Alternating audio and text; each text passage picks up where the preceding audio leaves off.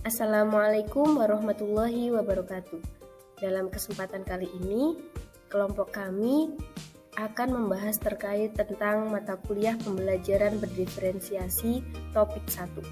Kami dari kelas BKA PPG Prajabatan Universitas Ahmad Dahlan.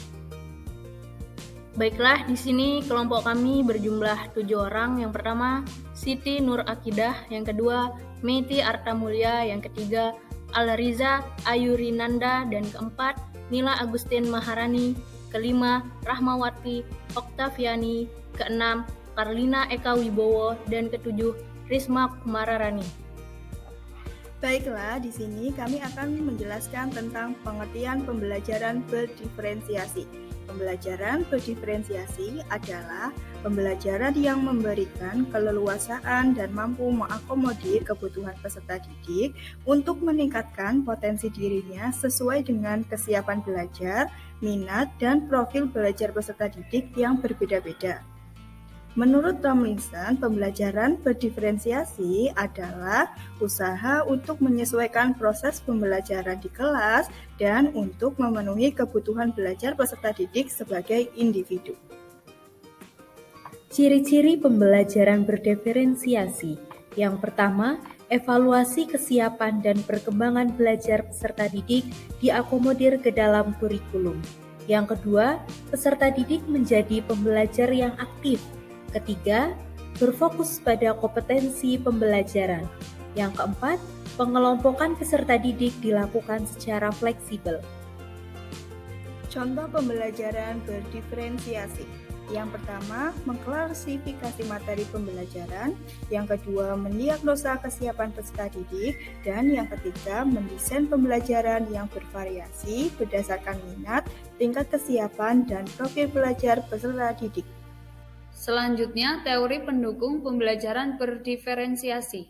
Yang pertama, teori sistem ekologi, yaitu perkembangan individu dalam interaksinya dengan lingkungan di luar dirinya yang terus-menerus mempengaruhi segala aspek perkembangan. Kemudian, teori multiple intelligence, yaitu kemampuan untuk memecahkan persoalan dan menghasilkan produk dalam suatu setting yang bermacam-macam dan dalam situasi yang nyata.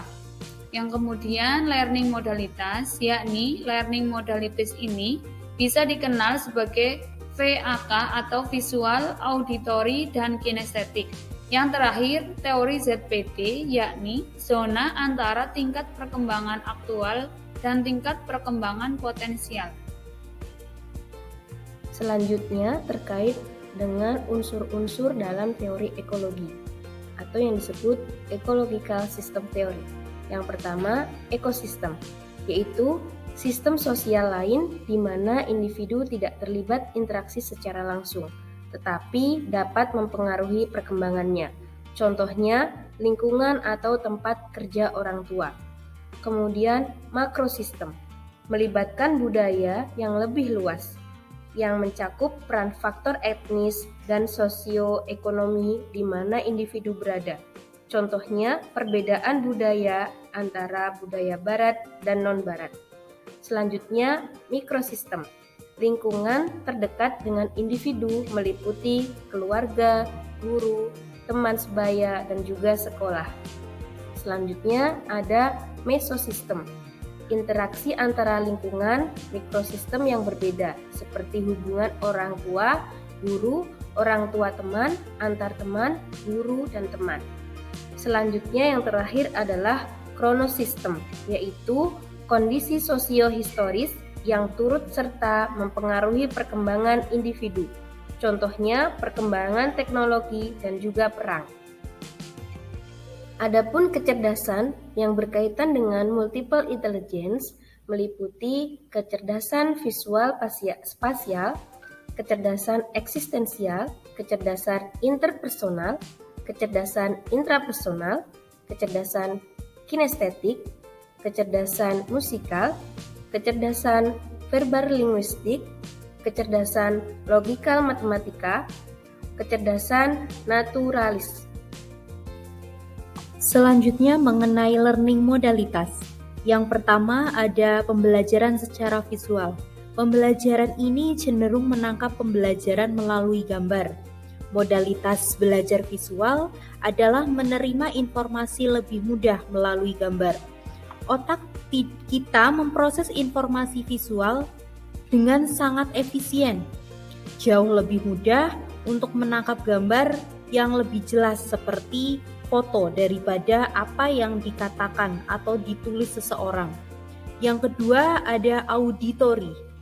Pembelajaran ini cenderung menangkap melalui mendengar atau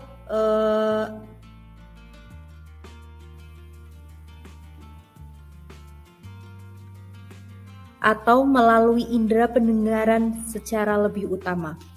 Modalitas pembelajaran auditory adalah menerima informasi lebih mudah melalui mendengar.